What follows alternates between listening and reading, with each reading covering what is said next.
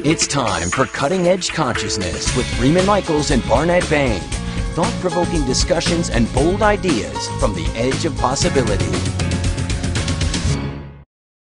Welcome to Cutting Edge Consciousness. Freeman Michaels here with my co-host, the cougher, Barnet Bain.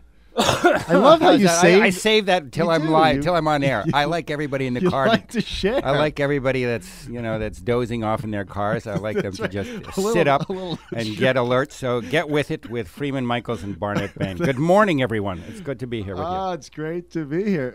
So we had a great weekend. We went to the Unstoppable Gala. Our friend Cynthia Kersey's amazing. That was quite an event, wasn't it? Spectacular. I saw you cutting up a rug there. Did you put back that rug, by the way? Or I did not put back the rug. Freeman was cutting up a rug for charity, an enormously successful. Do you know how much they raised? Do you know over $500,000. Wow, that's fantastic. Yeah. I had a good time. That was including our lunch money. That was including our lunch money. We had a great time, and we got to hang out with a lot of folks who we enjoy. A lot of folks who've been on the show were there. Yeah, I got to meet Jack Canfield in person, who of course we've had on the show. I got to meet a number of people actually. We had the security guard at the Biltmore Hotel. He hasn't been on the show yet, but he will be.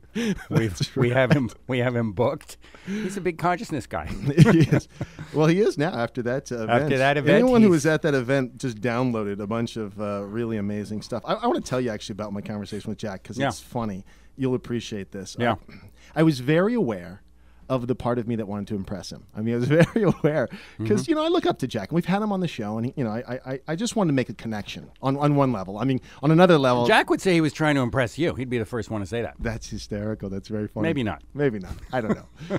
But it's interesting because one of the adjustments I made is I was very aware. I did our ritual, by the way, our little ritual before I came to the event. So I really wanted to be generating a kind of... Which ritual? We have so many. The candle one, the 4 candles and so forth. And I was really generating a sense of wanting to be open and connect and so forth and so on. So I think that was the primary sort of energy I was running, if you will. But then I was very aware of this part of me that wanted to impress Jack. Yeah. And it was interesting because I was aware of it in a way that allowed for it. Yeah. And maybe even promoted it because I feel like, perhaps he wasn't impressed with me. I don't know if he was or wasn't, but the idea was... We should get him on the other line. Find out. We'll ask him. Somebody called you. We have our new board op, by the way. Barry is welcome. It's good to have you here. Yeah. You want to get Jack on the other line? See if he was impressed with Freeman. Don't do that. That is funny. But I just wanted to bring that up because we've talked about it so many times. The lucid dreamer, being aware of what we're generating and what's showing up and sort of not denying any of it, allowing for the parts of us that, leak out or leap out in those moments when we, aren't conscious and then get expressed maybe more constructively when we are conscious.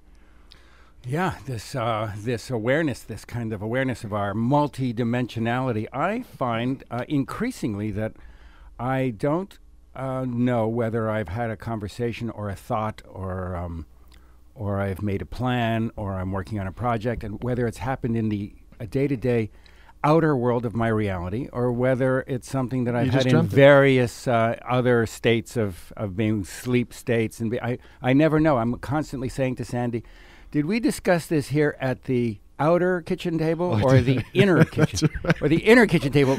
They are all beginning to merge together and to blend together, and the only thing that keeps me centered, the only thing that keeps me integrated from state to state is increasingly my own character, my values and my principles. Everything else is pretty loosey-goosey these days. It's just kind of flowing, which all of which is a wonderful segue, a wonderful way to bring in our special guest today, who I know has a very lot to say about the awakened dreamer, being the awakened dreamer. Yeah, so I think I've heard him say that before.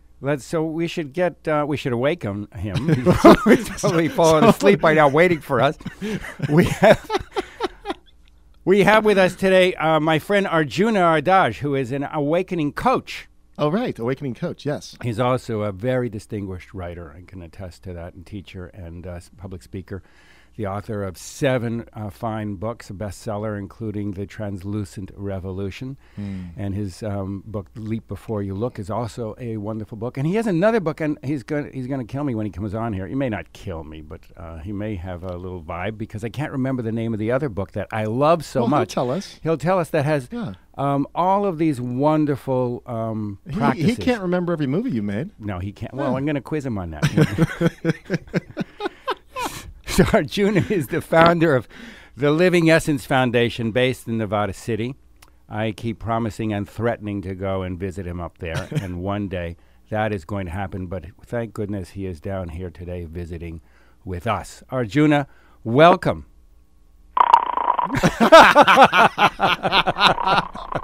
Oh, that's fantastic.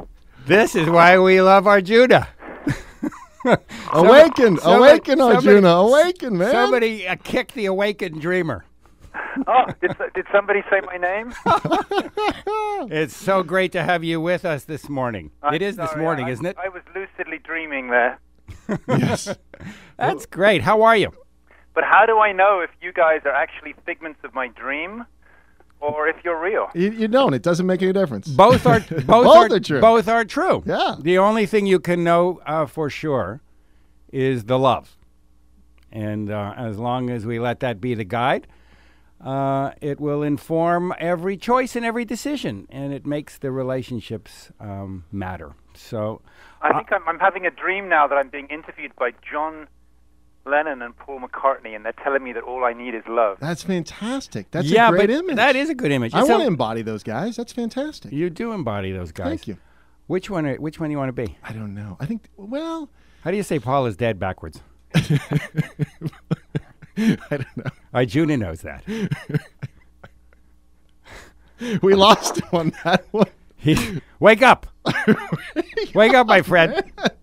Hey, let's jump into the fantastic work that you're doing. Hey, do you remember the book that Barnett's talking about that he loves? Do you remember that? Do you remember that book you wrote? You've written like 7, right? I don't know. It's kind of pull some names. He wrote one last night.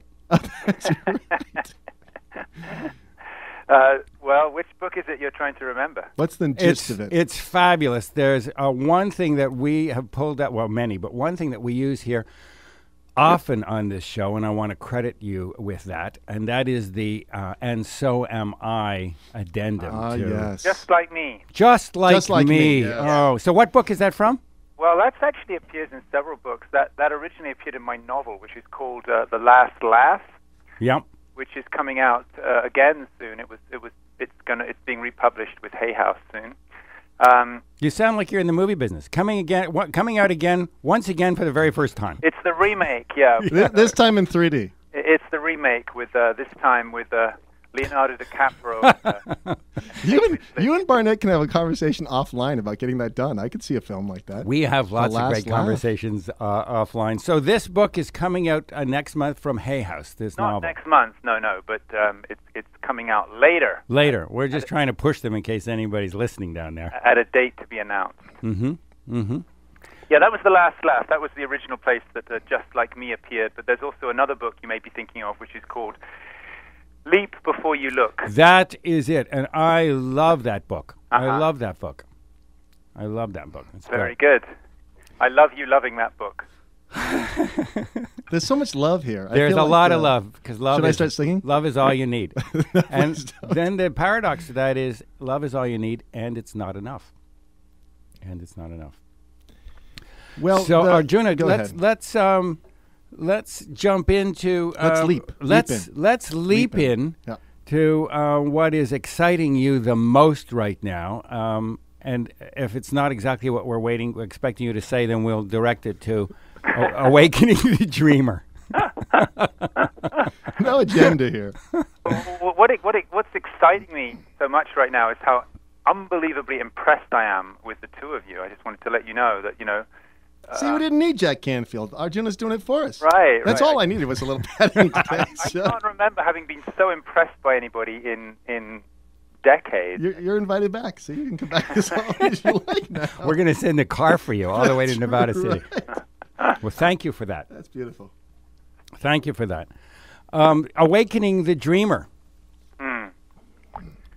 Well, as an awakening coach, if you were to offer our listeners an elevator or thumbnail introduction to your work as an awakening coach, what would that be?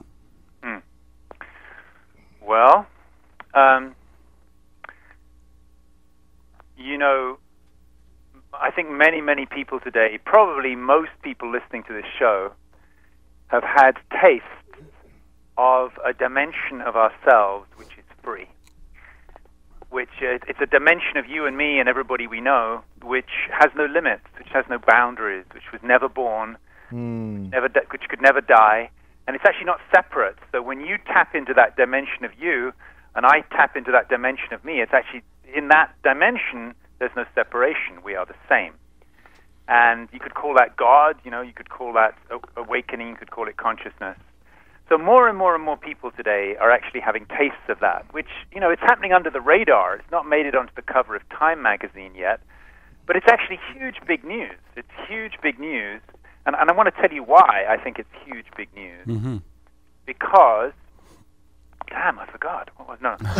You wrote a book about it. 7 books about it. I wanted to tell you why it's huge, big news. This is what happens after many years of spiritual practice, folks. So, so just premature Alzheimer's. Yeah. So, the reason it's huge, big news, you know, is that really, historically, there have always been people here and there who have tapped into this dimension which is free, and it's the answer to everything. Basically, I mean, it is the pot of gold at the end of the rainbow. It is the universal panacea. It is the thing which sets relationship right, and which sets your career right, and which alleviates stress so your health gets better. It is the thing which takes care of everything. And that is your own true self. That is your own essence. When you know that, your inner world falls into balance, and your outer world falls into balance too. However,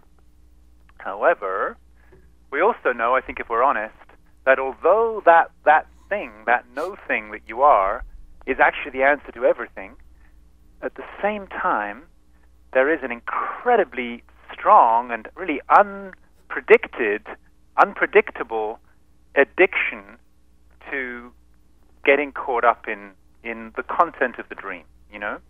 The trance.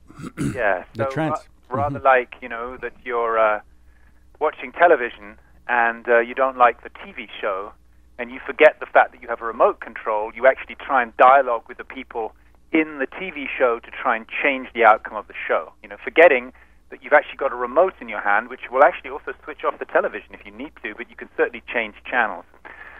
So the incredible, amazing, wonderful, extraordinary thing that's happening under the radar is that more and more people from all kind of walks of life are not only discovering this magical essence beyond everything, beyond even traditions and teachings, beyond everything there is this emptiness, this fullness, which is your true nature. And I'm sure that, you know, so many people that are listening to us now in this moment know what we're talking about, because it's becoming an epidemic. So the interesting thing now becomes, in my opinion, you see, that historically this used to be something associated with renouncing the world, with reclusion, with backing away from life. And now the revolution that's happening is we are discovering actually how to bring this awakening consciousness into ordinary life, into parenting, into sexuality, into making money and giving your gift to the world, into political and social action. So this is, to me, what's exciting, is we are discovering how to actually unify these states of awakening, which have historically seemed to be, you know, away from the world, how to unify those with fully giving your gift into the world. And in fact, it's interesting you mentioned Jack, because Jack is one of the foremost faculty, flourishing fundamentally in this new course I've created called Living Awakening. Living Awakening. You can go there now if you want. livingawakening.com. There's a little free introduction waiting for everybody. livingawakening.com. Living Awakening is a very in-depth study of how to live awakened states in your day-to-day life, how to bring awakening from the meditation cushion into the boardroom. And I've interviewed dozens and dozens of people who are living extraordinary lives of peak fulfillment. Were you interviewed in that, Freeman? Not yet, but it's coming. It's coming this afternoon.